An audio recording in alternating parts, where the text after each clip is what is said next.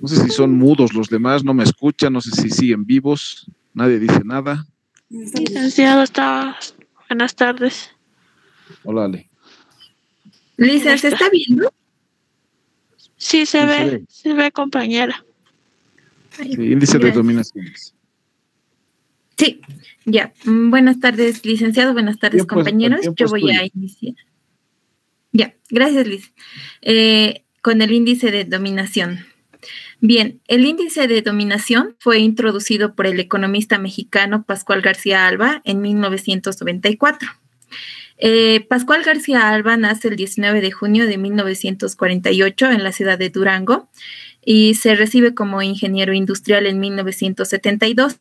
Posteriormente se traslada a la Ciudad de México para realizar una maestría en economía. En 1977... disculpe, licenciado. Perdón, compañera, que te corte. No estás cambiando las diapositivas, por si acaso. Se quedó en la primera. Ay, perdón. Por si acaso el truco es que muestras la diapositiva, te sales de la diapositiva, ¿no? De la presentación en grande. Pasas a la segunda, vuelves a mostrar la segunda, así vas a tener que hacer para que vayan cambiando. Ya, Liz. Ahora sí se ve la... Ay, perdón. Está subiendo. Ahora sí se ve, Liz. Se ve, exactamente. La segunda diapositiva. Ya.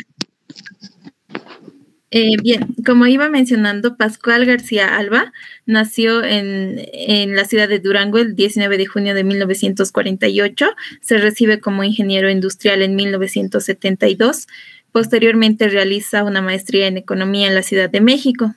En 1977 realiza su doctorado en economía en la Universidad de Yale y después de su regreso a México se desempeña como profesor de economía y también comienza a desempeñarse en cargos públicos de prestigio. Ya. Bien, el índice de dominación mide cuán dominado está un mercado por la empresa más grande que opera en él. Matemáticamente, bajo el supuesto que existen M firmas en el mercado, se puede definir este índice con la ecuación número 1, donde Q sub I es la cuota de mercado de la firma I, y si el grado de concentración es igual a 1, entonces la función del índice de dominación va a ser igual al índice de Herfindahl-Hirschman, y si es menor a 1, la función va a ser indeterminada. Bien, el índice en la participación que tienen las firmas en la concentración y no en la producción total. Así es que a medida que aumenta la concentración de las firmas, este índice aumentará. Pero cuando se concentre la producción, el índice de dominación necesariamente no va a variar, ya que como lo menciona Pascual García Alba, el efecto de una concentración en la producción es analizado a partir del efecto en la posición relativa que cada empresa tenga en cuanto a la concentración general del mercado. Y por estas razones se considera el índice de dominación como un mejor indicador que el índice de Herfindahl-Hirschman. Algunas propiedades del índice de dominación son que este índice coincide con el índice de Herfindahl-Hirschman cuando se tiene empresas del mismo tamaño. Y además que cualquier concentración que incluya a la empresa de mayor tamaño incrementará el índice.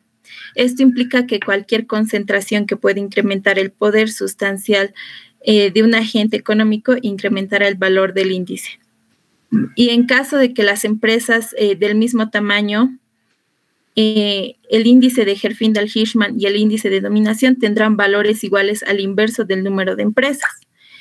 Y si una empresa tiene más del 50% del mercado, cualquier concentración del resto de empresas reducirá el valor del índice.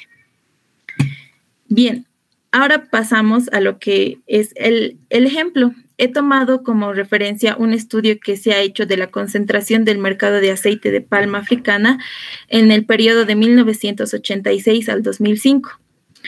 La producción de aceite de palma ha estado dominada en el periodo de estudio por dos países, que son Malasia e Indonesia, que aportan más del 75% de la producción y el resto de países solo aporta menos del 5%.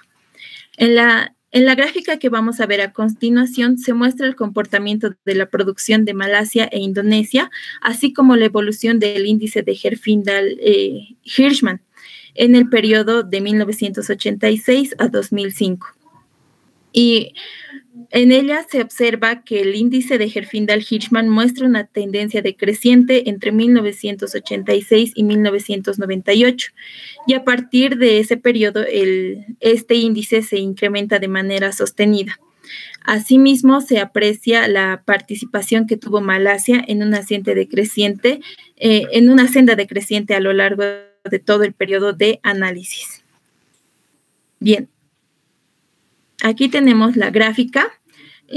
La línea punteada azul es la participación de Malasia, la línea roja es la participación de Indonesia y la línea verde es el índice de Herfindahl-Hirschman. Como podemos ver, se ha tenido una baja del índice de Herfindahl-Hirschman hasta el periodo de 1998. A causa de esto también la participación de Malasia baja, pero en consecuencia también sube la participación de Indonesia, y es por esto que también el índice de Herfindahl-Hirschman llega a subir. Bien, y la explicación para esto se debe a que el índice de Herfindahl-Hirschman es una medida de concentración y por tanto los incrementos en la producción del mayor oferente seguirán incrementando la concentración y las disminuciones incidirán en una caída de la concentración. Entonces, a pesar de que el índice de Herfindahl-Hirschman muestra una alta concentración, este es un indicador puntual y rígido. Y entonces, debido a ello, se recurre al al índice de dominación, que tiene la cualidad de mostrar los efectos de las participaciones sobre la concentración de mejor manera. En esta gráfica que estoy presentando, se ve la relación del índice de dominación, que es la línea punteada azul, y el índice de Herfindahl-Hirschman, ¿no? Entonces, podemos ver el comportamiento que cuando está bajando, cuando baja el índice de Herfindahl-Hirschman tiende una baja, el índice de dominación está justamente por encima de este. Y cuando el índice de Herfindahl-Hirschman tiende a subir justamente a partir del periodo 1998, el índice de dominación tiende a bajar, y esto se debe a que el índice de dominación, justamente como lo decía, decrece en este periodo, lo que indica el dominio del productor más grande, que el productor más grande fue disminuyendo, y el productor más grande es Malasia. Entonces, por eso es que la contribución o la participación de Malasia ha ido disminuyendo, y es por esto que el índice de dominación ha ido también disminuyendo. Por su parte, el índice de Herfindahl-Hirschman solo disminuye hasta 1998 y a partir de este año se incrementa de manera sostenida, es decir, la concentración del mercado de aceite de palma en los últimos años del análisis tiende a crecer mientras la dominancia tiende a reducirse. Entonces, ¿qué nos indica la divergencia en el comportamiento de estos indicadores? Esto nos indica que Malasia pierde el dominio, es decir, el índice de dominio disminuye y Indonesia lo ha ido ganando. De ahí la dominancia decrezca y la concentración aumente. Y es por eso que aumenta también el índice de Herfindahl-Hirschman a partir del periodo 1998.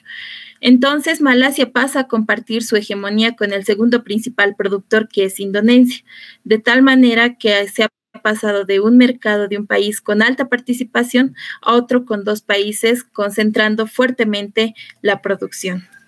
Y bueno, la bibliografía que utilicé para esto fue de la revista de la Facultad de Ciencias Económicas y Administrativas, el artículo Concentración y Precios en el Mercado Mundial del Aceite de Palma, que está dirigido por Jorge Navarro, Carmen Ocampo y Luz Amuete Salas. Y también el artículo de la revista Trimestre Económico, un índice de dominación para el análisis de la estructura de los mercados, de Pascual García Alba y Duñate. Eso sería, licenciado, la presentación. Ok, Melanie.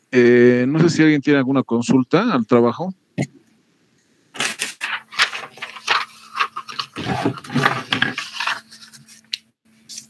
¿Nadie?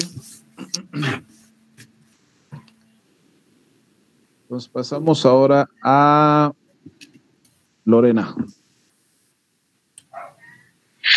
Sí, licenciado, enseguida comparta. Ya. Esperamos, Lore.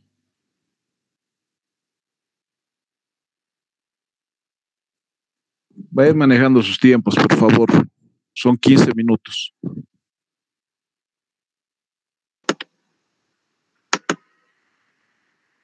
¿Pueden ver mi presentación? Sí, compañera, sí se ve. Ok, gracias. Buenas tardes, compañeros. Buenas tardes, licenciado. Bueno, voy a explicarles el índice de Herfindahl y Hirschman. Bueno, voy a empezar con una breve introducción acerca de los economistas que desarrollaron este índice. Primero tenemos a Ulrich Clemens Herfindahl, que nació el 15 de junio de 1918 en Estados Unidos, en el estado de Dakota del Norte. Falleció el 16 de diciembre de 1972 en Nepal, de profesión economista.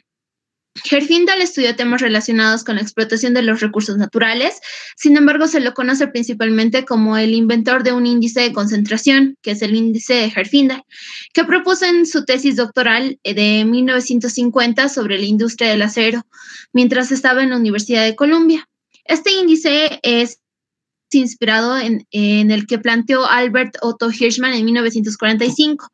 Como podemos ver en el segundo gráfico, es Alberto Otto Hirschman, que nació el 7 de abril de 1915 en Berlín, Alemania, y falleció el 10 de diciembre de 2012 en Estados Unidos, que también era economista.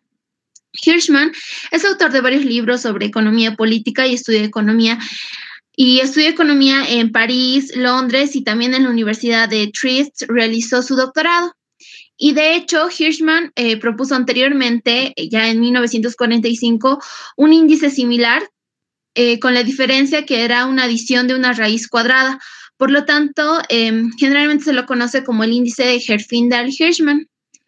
Entonces, este índice es empleado en economía para conocer el grado de concentración. Bueno, para entender mejor el índice de Herfindahl, primero debemos comprender qué son los índices de concentración. Bueno, son aquellos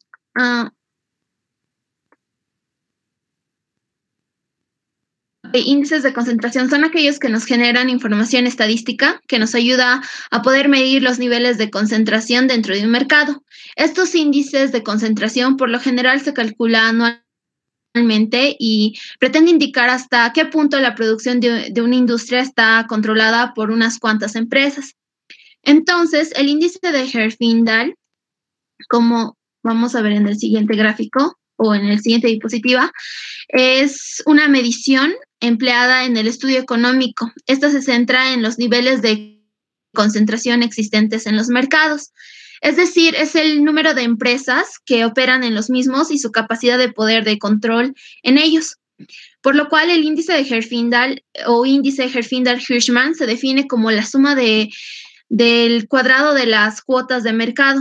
Estas cuotas de mercado se refieren a diferentes variables, pero en este caso lo vamos a tomar como niveles de producción de las distintas empresas que operan en la industria. Entonces, el índice de Herfindahl se expresa de la siguiente forma, como lo podemos observar en la diapositiva. El índice de Herfindahl es igual a la sumatoria de SI, que es el porcentaje de participación de cada empresa en el mercado, que está elevado al cuadrado, y N es igual al número de empresas de la industria. Como ya habíamos mencionado, el índice de Herfindahl se utiliza para medir la concentración de un mercado, lo cual nos permite identificar si se trata de un mercado con competencia o, por el contrario, estamos hablando de un mercado monopolístico, en el que la competencia es mínima y existe una gran empresa que domina el mercado. este índice es una medida del nivel de concentración existente en una industria, donde hay dos extremos. El primer extremo o el primer caso es un mercado de monopolio, que está referido a que una sola empresa ocupa todo el mercado. Es decir, tiene una cuota de mercado del 100%. Y el otro extremo o el otro punto es un mercado en el que existe, por ejemplo, 10 empresas en donde todas ellas tienen la misma cuota de mercado del 10% cada una, por ejemplo. Estas dos opciones se entenderán o lo van a entender mejor con un ejemplo que posteriormente lo voy a explicar. Bueno, continuando con este índice de Herfindahl, es un indicador frecuentemente empleado por gobernantes o autoridades que son responsables de mantener y proteger mercados de competencia. Al emplear este índice se determina si el nivel de competencia en un mercado es adecuado o, por el contrario, existe poder de monopolio por parte de las empresas que operan en ese mercado. Bueno, ahora vamos a ver el cálculo del índice de Herfindahl. La forma mediante la cual se calcula este índice es sumando los cuadrados de las cuotas de mercado de las empresas de un determinado sector o un mercado. Matemáticamente se expresa mediante la siguiente fórmula, donde N es el número de empresas en la industria, SI o S sub I, porcentaje de participación de cada empresa en el mercado, como lo podemos observar en la diapositiva. Para el cálculo de este índice se considera el porcentaje de participación que tiene cada agente económico dentro del mercado o la industria que se está analizando. Por lo tanto, la concentración se mide, en esta gráfica se observa mejor. Por lo tanto, la concentración vamos a medir mediante el cálculo del índice de Herfindahl, que puede tomar valores entre 0 y 10.000. Estos valores son solo para fines prácticos, entonces, para que entiendan mejor los casos de monopolio y de competencia perfecta, como lo pueden observar en el gráfico de abajo. El primer caso se refiere a que solo existe un participante en el mercado, es decir, existe un monopolio con un nivel mayor de concentración y por lo tanto un mayor poder de mercado de las empresas que están operando. Por lo tanto, cuando se acerca este índice a 10.000, esto indica que estamos en un mercado monopolista o con una tendencia al monopolio. En el segundo caso, se refiere a que hay una baja concentración de mercado y un gran número de empresas con una participación muy pequeña. Esto se refiere a que cuando el índice se acerca a 1, esto indica que estamos en un mercado de competencia perfecta. Bueno, en este índice también se debe tener en cuenta aspectos importantes a considerar. Es importante mencionar que para analizar la concentración de mercado, este índice solo es uno de los muchos aspectos a considerar, ya que de acuerdo con la teoría se tendría que analizar la estructura, la conducta y el desempeño del mercado, como ya lo habíamos visto en clases anteriores. En forma resumida, que la estructura se basa en el número de firmas, la distribución de tamaños, la concentración del mercado, el riesgo del mercado, entre otros. Y tenemos la conducta, que se tiene que analizar la fijación de precios, el control de la calidad, servicio al cliente, igual, entre otros. Y por último tenemos el desempeño, que dentro de este están los beneficios, la rentabilidad y otros. Bueno, para entender mejor la teoría que he explicado, lo voy a desarrollar con ejemplos y para fines prácticos voy a establecer rangos que nos van a ayudar a comprender mejor el índice de Herfindahl. Entonces, podemos observar en el gráfico que se tiene 3 rangos. El primer rango nos indica que el índice de Herfindahl es menor a 1.000. Entonces, esto se demuestra que el mercado no está concentrado. En el segundo caso, el segundo rango nos indica que si el índice de Herfindahl está entre 1.000 y 1.800, es un mercado moderadamente concentrado. Y en el tercer rango tenemos nos indica que si el índice de Herfindahl es mayor a 1.800, esto es un mercado altamente concentrado. Estos valores solamente son con fines prácticos para entender los siguientes ejemplos. Bueno, aquí tenemos un ejemplo. Bueno, ahora bien, voy a continuar con este ejemplo. Teniendo en cuenta que el índice de Herfindahl se utiliza para determinar la competitividad del mercado, tenemos este ejemplo donde suponemos que hay un mercado automotriz que se reparte en 5 grandes empresas. Cada una tiene un porcentaje de participación en el mercado. La empresa A tiene un nivel de participación del 27%, la empresa B del 23%, la empresa C del 19% y así sucesivamente, hasta llegar a un total del 100%. De acuerdo a la fórmula de Herfindahl, como lo podemos observar en la diapositiva, se debe elevar al cuadrado el porcentaje de participación de mercado, es decir, el 27% de la empresa A, elevarlo al cuadrado, que nos da 729, y de la empresa B, que es un 23%, elevarlo al cuadrado, que nos da 529, y así sucesivamente. Y de acuerdo a la fórmula del índice de Herfindahl, se deben sumar todos los cuadrados. Entonces, tenemos como suma de todo 2100. Sí, 2100, y este es el índice de Herfindahl. Y de acuerdo a los rangos que ya les mencioné anteriormente, el índice de Herfindahl en este ejemplo nos indica que el mercado está altamente concentrado. Ahora bien, en estos dos ejemplos voy a mostrarles ejemplos muy marcados del índice de Herfindahl en competencia perfecta y en monopolio. En este caso vamos a ver en el monopolio. Vamos a poner un ejemplo muy sencillo. Supongamos que queremos calcular el índice de Herfindahl del mercado de venta de alimentos en supermercados. En este caso lo vamos a adaptar a la realidad de nuestro departamento, a la realidad paceña. Y como vemos en el gráfico, tenemos a 3 supermercados grandes que son Hipermaxi, Quetal y Fidalga, con un porcentaje de participación en el mercado. Posteriormente vamos a calcular los cuadrados de las cifras anteriores y hacemos la sumatoria de los cuadrados. Por lo tanto, si hacemos un análisis de este ejemplo, tenemos que el índice de Herfindahl es de 4.600, lo que implica que estamos ante un mercado muy concentrado, es decir, hay una alta concentración. Entonces, estamos hablando de un mercado donde existe un gran dominador. Hablamos de un mercado donde es complicado hacerse un espacio debido a la fortaleza, al nivel de participación que tienen estas empresas dentro del mercado.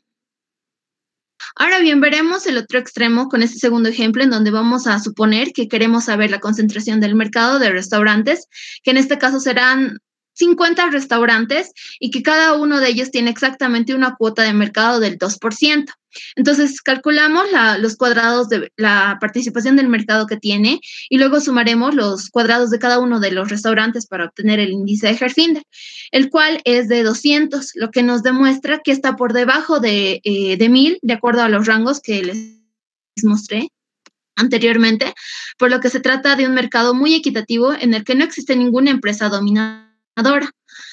Por lo tanto, estamos hablando de un mercado con una competencia perfecta que tiene una cuota de mercado dividida entre muchas empresas.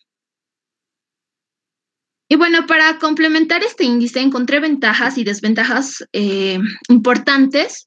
Como ventaja tenemos que al Estado puede resultarle útil conocer el nivel de concentración de una industria para aplicar, por ejemplo, políticas de concertación y regulación en aquellos rubros que estén altamente concentrados. También otra ventaja es el índice este índice de Herfindahl es una medida de la concentración del mercado en una industria. Mide la concentración del mercado, puede ser de 50 empresas grandes de una industria en particular, para determinar si esa industria debe considerarse competitiva o lo más cerca posible de ser monopolio. También otra ventaja importante es que el índice de Herfindahl mide el total del mercado en función al total de las empresas que participan en ese mercado, a comparación del índice CR4, que el licenciado nos explicó la clase anterior, que solo medía la participación de las 4 empresas más grandes e importantes en un mercado. Y como desventajas, considero que las principales desventajas de este índice se derivan del hecho de que es una medida simple, que no tiene en cuenta las complejidades de los diversos mercados en forma tal que permite una evaluación precisa de las condiciones de mercado, competitivas o monopólicas. Estos índices es una medida estadística que no refleja la evolución en el tiempo de las cuotas de la empresa. Y bueno, como conclusión, este índice muestra información valiosa en términos de concentración industrial o de mercado, brinda confiabilidad en cuanto a su uso y permite analizar y comprender las dinámicas del mercado desde el ámbito de la organización industrial. También el índice de Herfindahl es sumamente útil e importante para describir la estructura bajo la cual se desenvuelven las empresas. Y finalmente, el más importante para mí, que considero que el agente económico que desea ingresar a competir dentro de un mercado debe considerar este índice para tener un conocimiento o la noción de cuáles serán los costos de entrada, ya sea tecnológico o legal, y cuáles serán las limitaciones o dificultades que tendrá para crecer y sobre todo conocer el grado de competencia que encontrará. Y esas son las bibliografías que he utilizado, licenciado. Eso sería todo. Ok, Lore, muchas gracias. ¿Un compañero tiene alguna pregunta o algún comentario respecto al tema?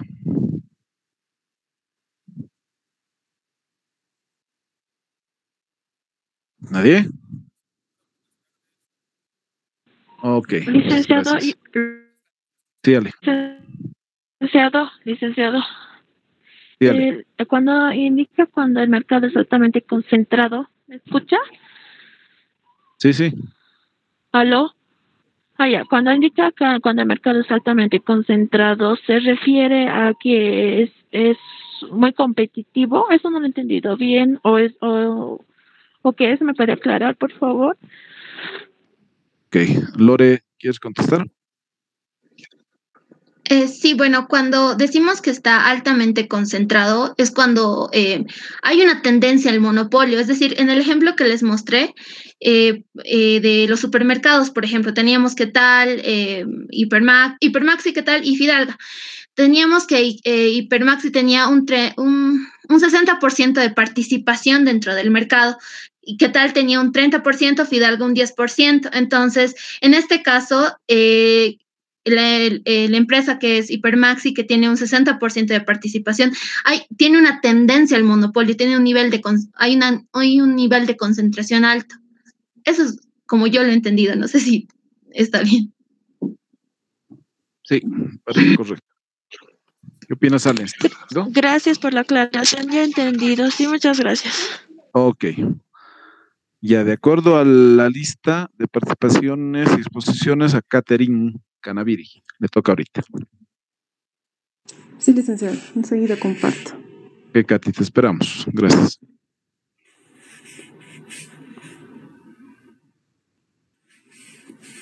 No sé si es que ven la presentación. Sí, se ve perfectamente. Ahora sí, se ve perfectamente. Sí. Bueno, licenciado, buenas tardes. A mí me toca exponer el índice de Lorenz. Vamos a comenzar por dar una definición de la economía, una definición general que indica que la economía es una ciencia cuyo objetivo es el estudio de la distribución óptima de los recursos, los cuales son limitados y escasos para satisfacer las necesidades de las personas. Entre los temas que más se han estudiado dentro del campo de la ciencia económica están el crecimiento económico, que se puede dar como una definición de crecimiento económico al incremento del valor de bienes y servicios finales. Y también otro problema que ha sido estudiado es la distribución de la riqueza, que está determinada por la proporción que le corresponde, por la proporción de crecimiento que le corresponde a cada individuo que pertenece a un determinado país. No sé si ven la siguiente diapositiva. Sí. Ya. Sí, sí, se ve. Un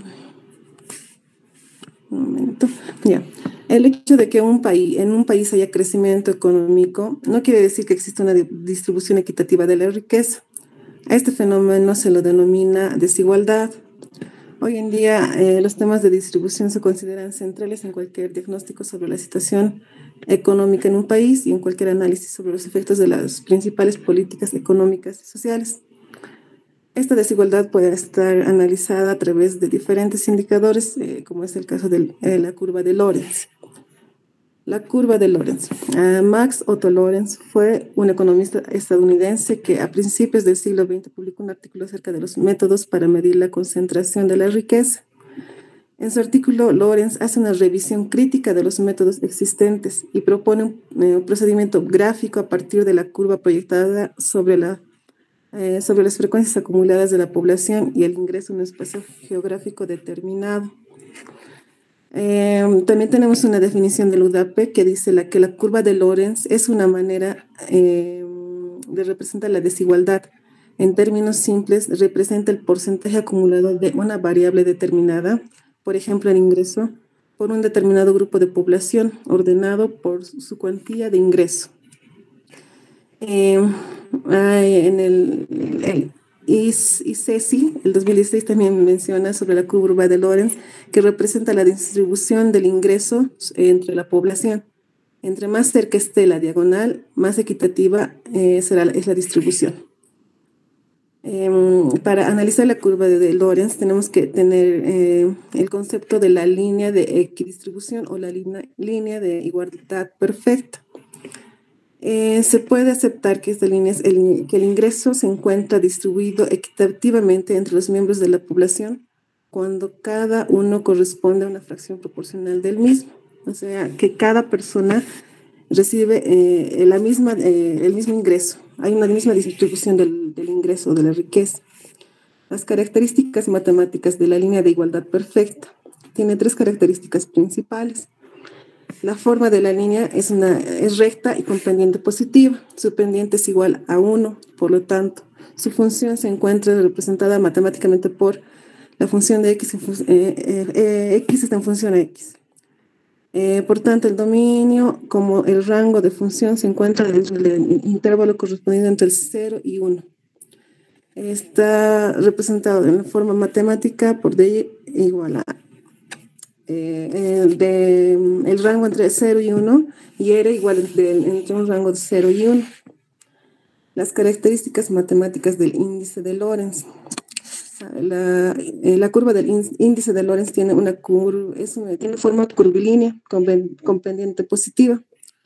Además de poseer una pendiente positiva, su función es de segundo orden, representada matemáticamente por la función ax al cuadrado más bx más c. Como es la segunda derivada de la función, es siempre positiva, hace que la curva sea convexa. Tanto el dominio como el rango de la función se encuentran en un intervalo comprendido en el 0 y 1, es decir, en ambos ejes está comprendido entre 0 y 1. Para la construcción de la curva de Lorenz se siguen los siguientes pasos. Se organiza la información de ingresos en sentido ascendente a partir de los individuos que reciben menos ingresos. Se calculan las participaciones del número de individuos y de sus ingresos. Se obtienen los porcentajes acumulados de individuos y sus correspondientes ingresos para un número suficiente de rangos. Aquí tenemos un ejemplo es un ejemplo ficticio de una empresa X. En la primera columna podemos ver los niveles. Está ordenado, como mencionaba anteriormente, del nivel básico, del nivel más bajo al nivel superior. En este caso son 7 niveles. También tenemos el número de empleados, el sueldo que percibe cada empleado en cada nivel. Y a partir de eso se va calculando la acumulación de empleados por cada nivel, la acumulación de la variación acumulada de empleados, el costo de la nómina por nivel y la variación porcentual acumulada del costo de la nómina. Necesitamos exactamente la acumulación de empleados y la acumulación del costo de la nómina para calcular nuestra curva de Lorenz. Gráficamente podemos ver que la recta, la línea azul, es la curva, es la línea, se me fue. Un momento, licenciado. Es la línea de igualdad perfecta. Y la otra curva, la curva roja, es la curva de Lorenz. Podemos ver que a excepción de del supuesto 0, no hay una separación en ambas líneas. Esa separación nos muestra la desigualdad que existe en la distribución de los ingresos. Como conclusión, podemos decir que la distancia entre la curva de Lorenz y la diagonal de equidistribución indica el grado de concentración. Mientras más alejada esté de la curva de equidistribución, más concentración del ingreso hay en pocas personas. Y la curva de Lorenz es una de las gráficas más poderosas en el campo estadístico, ya que es más sencilla de manejar. Es, como se ha visto, siempre y cuando se tenga la información adecuada, nos puede proporcionar una información mediante el gráfico más sencilla. La bibliografía que he utilizado es en la Revista Electrónica de Investigación de Ciencias Económicas de la UNAM, y hay un texto que es denominado Técnicas de Medición Económica de Eduardo Lora y Sergio Prado, la quinta edición del 2016. Esa es la extensión, muchas gracias. Como que el tiempo te ha sobrado. Sí. Bueno, vayan calculando el tiempo, por favor, porque estoy calificando la exposición y el tiempo tiene mucho que ver también. Claudia, pero antes, no sé si alguien tiene alguna consulta o algún aporte al tema este. Licenciado, buenas tardes. Una consulta en cuanto a la curva de Lorenz. ¿Solo se ve esas dos variables para cualquier otro tipo de ejemplos? O sea, el porcentaje de concentración de empleados y el porcentaje del salario percibido. ¿O hay otro tipo de porcentaje? Se mide la desigualdad con la curva de Lorenz. Entonces, por lo general, la concentración de la riqueza a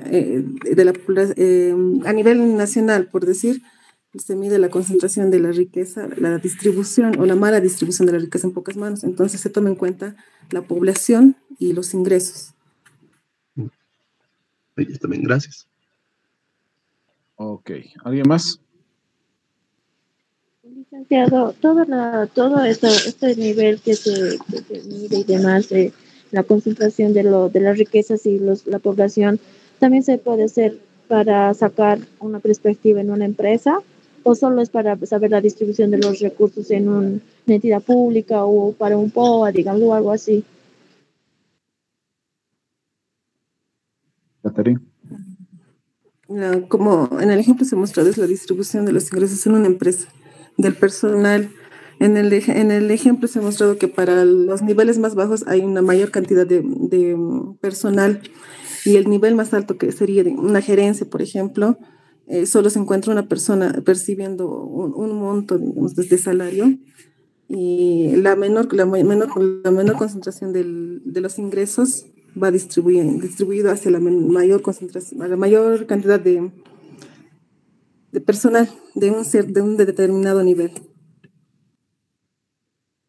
Entonces también aplicaría para las empresas.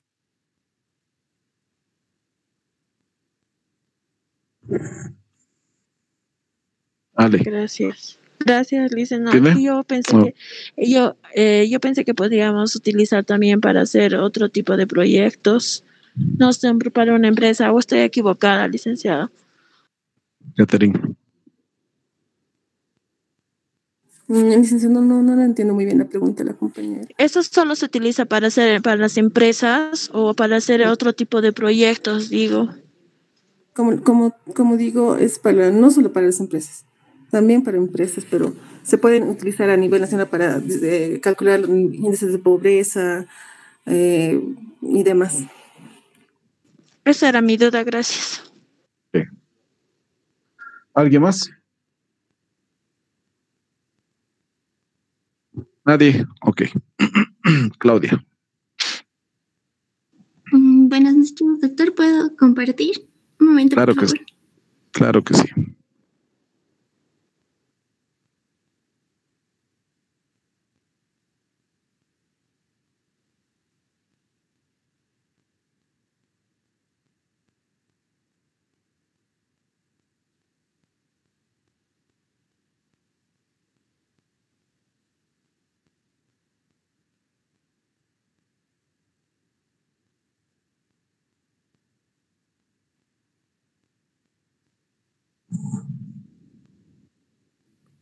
Ya se ve. ¿Se puede ver la presentación?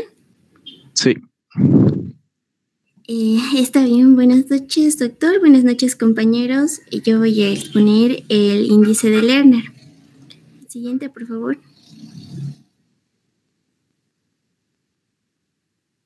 El artículo de Ava Lerner de 1934, El concepto de monopolio y la medición del poder de monopolio, en una revista económica, se conoce hoy como la fuente del índice de Lerner de poder monopolístico. En este introdujo la idea de que los monopolios son una cuestión como de grados, indicando que su poder dependía de cómo de superior fuera el precio al coste marginal, identificando la pérdida social con el monopolio como la divergencia entre precio y costo marginal, ya no costo medio, considerando que el monopolista crea una ineficiencia asignativa creada por la búsqueda de beneficios en sí, como toda empresa. Siguiente, por favor. El índice de Lerner en sí mide el nivel de poder de negociación de una empresa relacionando el precio al coste marginal. O sea, nos indica la capacidad que tiene una empresa de cobrar un precio por encima del costo de producción de la última unidad, o sea, el costo marginal. O sea, la capacidad que tiene esa empresa de efectuar modificaciones a los precios sin otra consideración que el efecto en la demanda y los costos de producción. Describe la capacidad de control sobre un mercado o en sí el poder de mercado de una empresa, solamente de una empresa. Y el índice asume que si una empresa tiene más poder de mercado, ésta tendrá más capacidad de cobrar un precio por encima de su costo de producción marginal, respecto a los precios que se darían en un mercado en competencia perfecta, ya que en un mercado de competencia perfecta, los precios, como sabemos, son iguales al costo marginal. Una brecha más grande entre el precio y el costo marginal significaría un mayor poder de monopolio. Al promover el índice de Lerner como medida del poder monopolístico, Lerner describió las deficiencias de las otras medidas con respecto a este tema y señaló que las medidas basadas en el número de empresas o la distribución del tamaño de las empresas, por ejemplo, la concentración, son problemáticas porque deben superar difíciles problemas de definición de mercado, como habíamos visto. Además, estas medidas, según él, no reflejaban los valores específicos de la empresa. Siguiente, por favor. Entonces, acá tenemos la fórmula del índice de Lerner, donde P es el precio de mercado y CM el costo marginal, cuya diferencia sobre el precio nos va a dar L, que es el índice. A la vez, el índice para fines de estimación, ya que hay casos en los que es difícil hallar el precio exacto o la información sobre la estructura de costos de una empresa, puede describirse en términos de ingreso marginal, el que a su vez puede expresarse en función de la elasticidad, precio de la demanda. Por lo que la segunda ecuación es el ingreso marginal.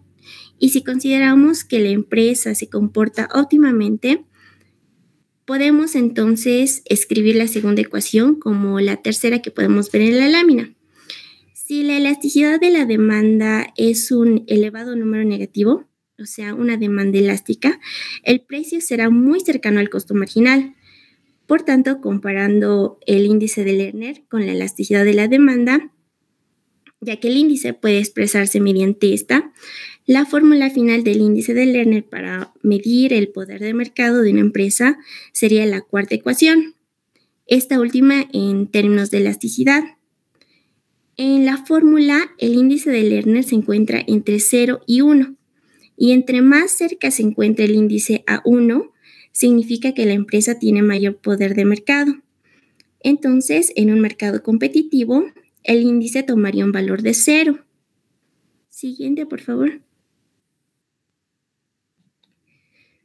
Para mostrar o demostrar más o menos qué significa esto, he encontrado un ejemplo de un estudio en Perú del poder de mercado para la empresa Pfizer, considerando el medicamento Xeljanz, que se utiliza para el tratamiento de enfermedades inflamatorias como la artritis reumatoide. En este sentido, parte de los costos para poder estimar el poder de mercado de esta empresa mediante la teoría del índice de Lerner. Primero buscan hallar los costos marginales, pero la aplicación del índice de Lerner en empresas nos muestra en algunos casos, como hemos visto, que es difícil calcular los costos marginales. Y ante esto es usual que se use el costo variable medio para calcular el índice. Y a la vez, este estudio nos señala que la empresa opera bajo los principios económicos donde la curva de los costos se encuentra bajo una función cúbica. Entonces, considerando esta ecuación, los costos dependen directamente de la cantidad vendida. Y para eso el estudio reemplaza la cantidad vendida por periodo, que en este caso sería mensual, y queda el primer cuadro de valores para los años 2014, 15 y 16. Teniendo el costo variable total, así como la cantidad vendida de esa ecuación cúbica, el estudio realiza una regresión estadística para obtener los coeficientes de esa ecuación cúbica y de esa manera logran obtener el costo marginal mensual, como vemos en el segundo cuadro. Siguiente, por favor. Y de esa manera podemos ver el índice de Lerner o la fórmula aplicada. Al tener el precio y el costo marginal por periodo, en este caso hemos visto mensual, podemos hallar el índice de Lerner en base a los costos de la siguiente manera, como se presenta ahí el precio menos el costo marginal, que en este caso es un estadístico estimado. Y de esa manera podemos obtener los datos históricos del índice de Lerner que vemos en el cuadro. Y como promedio del índice de Lerner de los 29 meses, encontraríamos que para esta empresa sería de 0.72. Este resultado nos muestra que Pfizer cuenta con un alto poder de mercado en el sector de medicamentos para tratamientos de artritis reumatoide, ya que siendo el valor obtenido 0.72, podemos considerar que Pfizer en el mercado actúa como un monopolio, ya que este valor se acerca más a 1 y hemos visto que 1 corresponde a un monopolio absoluto. A la vez, el estudio encuentra una elasticidad de 0.62, lo que nos sugiere que Pfizer en esta industria podría tener un comportamiento anticompetitivo si lo desease. Podría ejercer presión en los precios o en el precio de mercado de este medicamento al variar sus niveles de producción, por ejemplo. Sin embargo, algunos economistas generalmente están de acuerdo en que casi todas las empresas tienen resultados positivos si hacemos este tipo de estudio, o sea, presentan márgenes de costo sobre el precio.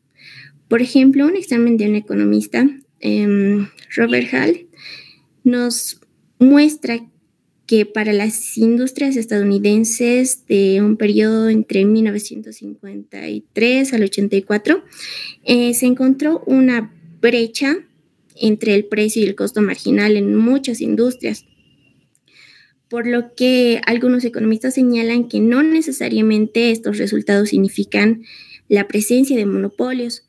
Los márgenes entre precio y costo de las empresas quizá podrían reflejar incluso habilidad o previsión o industria superior, que podría ser en sí el resultado de la competencia.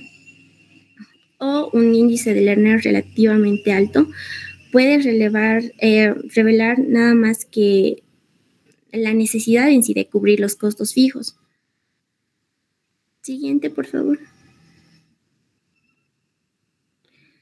Por lo que como conclusiones, tendría que el índice de Lerner puede ser apropiado para evaluar el poder de monopolio de una empresa en un equilibrio monopolísticamente competitivo.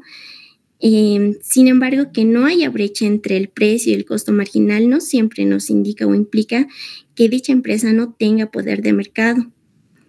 Si bien los académicos antimonopolio han reconocido el valor del índice de Lerner como una herramienta conceptual, el índice en realidad no se ha utilizado ampliamente en la aplicación de leyes antimonopolio.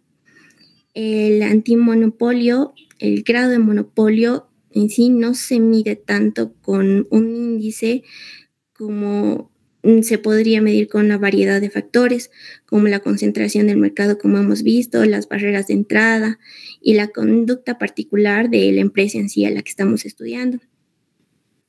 Y sin embargo, a pesar de sus limitaciones, como medida de poder monopolístico, el índice puede ser una herramienta útil porque, como hemos visto, nos ayuda a describir la capacidad de una empresa para ejercer o manipular o mover quizá los precios.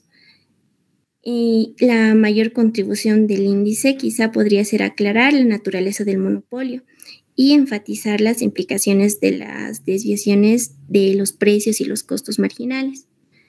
Siguiente, por favor. Y pues esas serían mi bibliografía. Eso sería, doctor. Ok, Claudia, gracias. No sé si alguien tiene alguna consulta o algún aporte.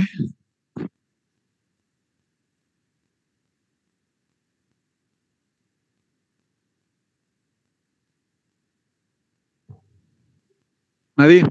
¿Nadie tiene preguntas?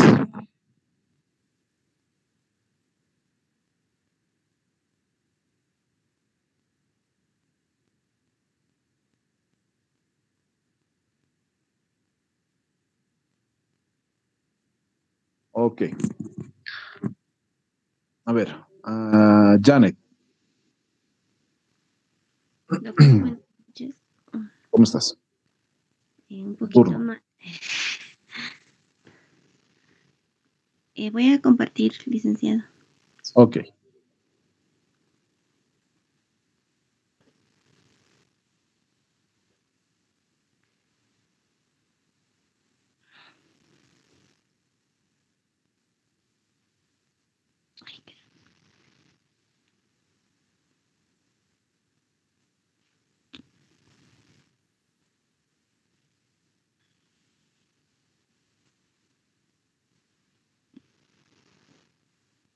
¿Se ve, no, licenciado? Sí, ahora sí. Ok. Se ve. Buenas noches, doctor. Buenas noches, compañeros. Ahora pasamos a lo que es el índice de inestabilidad. A manera de introducción, lo puse, ¿no? Se estudian los mercados e industrias por medio del análisis de los grados de concentración, como ya lo habían explicado la compañera, y cuotas de mercado en una herramienta poderosa, cuyo fin no solo es detectar monopolios o cárteles, sino es un instrumento de política pública empleada para velar por la libre competencia dentro de cualquier estado.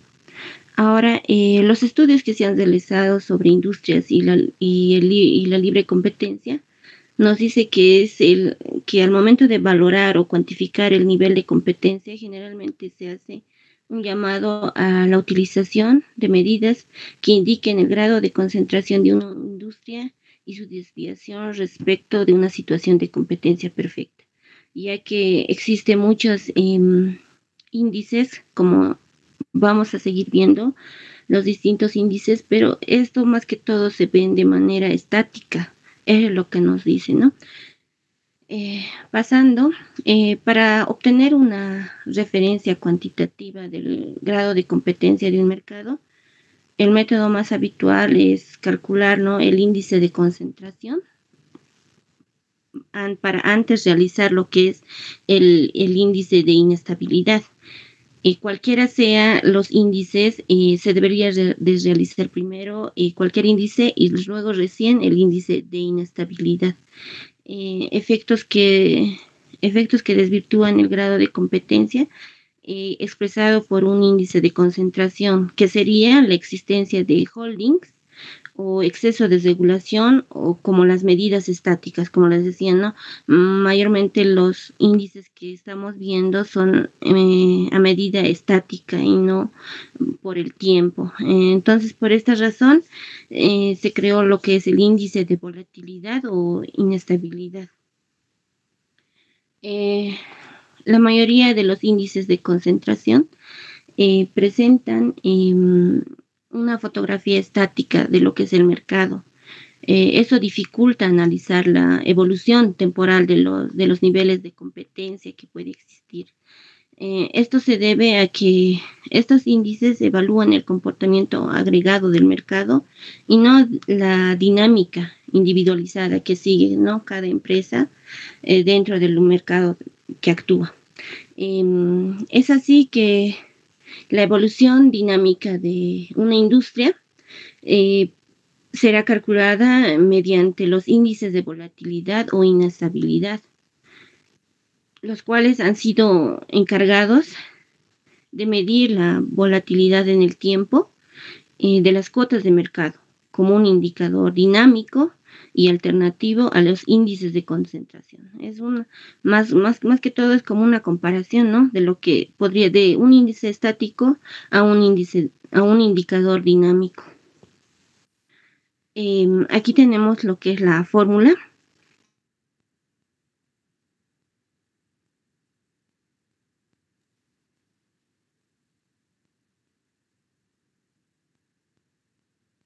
De menos el SI, 1. Bueno, nos dicen, ¿no?, de la cota final menos la cota inicial, viendo el número de empresas.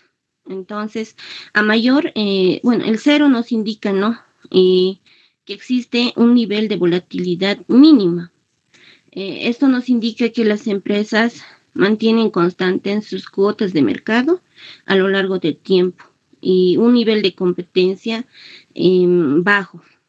Entonces, ahora, a comparación, el 1, está en un rango de 0 y 1, ¿no? Entonces, el 1 nos muestra que es un máximo nivel de volatilidad, lo que esto significaría que tienen una cuota de mercado nula.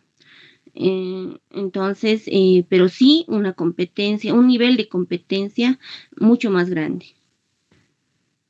Como ejemplo, vamos a ver lo que es el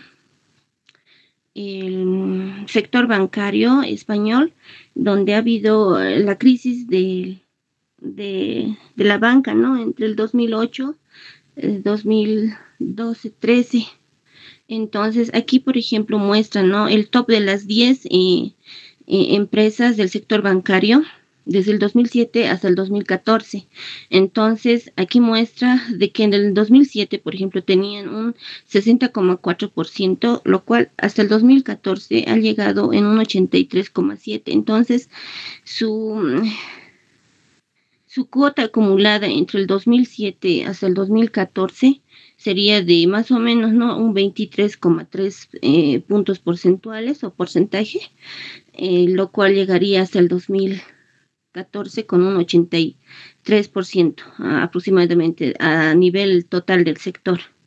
Entonces, pero asimismo podemos ver, por ejemplo, el de Herfindahl, cómo va, también muestra, ¿no?, una fuerte concentración desde el 2007 hasta el 2014, pero el índice de volatilidad, por ejemplo, desde el 2008, el 2013 y el 2012, 2013, por ejemplo, ha habido un incremento en lo que es la inestabilidad, ¿no?, más que todo en el 2010, en el 2013 y el 2012, 2013, perdón.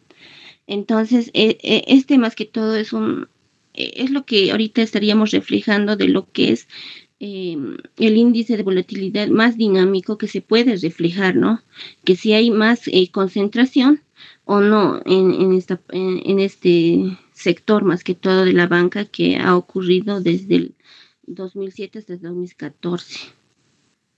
Y bueno, como conclusiones, se puede decir, ¿no?, que los indicadores de concentración solo tienen un carácter referencial ante cualquier resolución legal de las autoridades de competencia. Pueden requerir ser complementadas con otras variables de análisis también y evaluadas, ¿no?, en un contexto con unas características más especiales en el mercado que está involucrado. También, si bien tiene un conjunto de criterios generales sobre las propiedades que hacen que los indicadores sean más confiables, ya que si bien los indicadores de concentración son más estáticos, no nos dice mucho, ¿no? De un año a otro año, en realidad, cuánto en realidad se estaría concentrando o no. Entonces, desde esa perspectiva, sí o sí se tiene que hacer un índice de volatilidad, y como también se puede esto reflejar en casi todos los sectores, ¿no? Por ejemplo, estaba viendo un ejemplo de lo que era de las empresas farmacéuticas, que de igual manera, primero se realizan los indicadores de concentración, los estáticos, y a partir de esos recién se ve lo que son los índices de volatilidad y cómo va variando, ¿no? De gestión en el tiempo, más que todo. Y bueno, esta es la bibliografía que he usado, como también el del libro que usted nos dio, doctor. Ok, Jane. A ver, no sé si alguien tiene alguna consulta, algún comentario, algún aporte al tema. ¿Nadie? Ok. Ale. No sé si tiene, mira, tenemos ahorita 5 minutos. ¿Prefieres comenzar la siguiente clase? Por favor, licenciado. ¿Qué? A la siguiente clase, por favor. Ahorita estoy en el hospital. Porque bueno, de cualquier manera tenemos solamente 5 minutos y son 15. Jane, ¿puedes dejar de compartir, por favor, la pantalla? Ay, perdón, doctor. Ok, gracias. Ok, muchachos, vamos a tratar de que la siguiente clase, vamos a comenzar de hecho más temprano para tener un tiempito, el tiempo que corresponde a cada uno, por favor. Mil disculpas por el retraso. Están muy buenas las exposiciones, me alegra que hayan investigado, pero algo que quiero recomendarles es que algunos piensan que los temas son reiterativos y no es así. Hay varios enfoques, por si acaso, y de hecho hay muchos antecedentes válidos para que ustedes puedan enfocar el tema que les corresponde. Entonces, si bien es cierto que muchos de los índices se complementan, porque de eso se trata, obviamente, está en función, habíamos dicho que cada uno de ellos está en función a la información que se busca, ¿no? Y de hecho muchos utilizan otros índices para generar una información primaria, si vale el término, para después aplicar un otro índice. Entonces, en algún momento parecería reiterativo el tema, pero no es así. Entonces, para los que todavía no han expuesto, les recomiendo sigan leyendo, por favor, para que puedan complementar de mejor manera. Otra cosa, les había sugerido que puedan complementar cada uno de los temas al final de la exposición de sus compañeros, de cada uno de sus compañeros, para que puedan ganar puntaje. No lo están haciendo, entonces están perdiendo puntaje, ¿ok? Entonces, para la siguiente clase les sugiero que tomen en consideración esto, ¿ya? Entonces, nos vemos el día miércoles con los que faltan. Por favor, vamos a empezar lo más puntual posible. Y cualquier pregunta que tengan, ustedes me la hacen en el transcurso de estos días, ¿ok? Les agradezco mucho a todos ustedes, cuídense por favor, y Ale, que se recupere tu mamá. Ya, un abrazo a todos. Gracias, Liz. Ok, nos vemos el miércoles, ¿ya? Un abrazo. Gracias, Licen. Hasta luego. Hasta luego, Licen. Hasta luego. Hasta luego, licenciado. Muchachos. Hasta luego.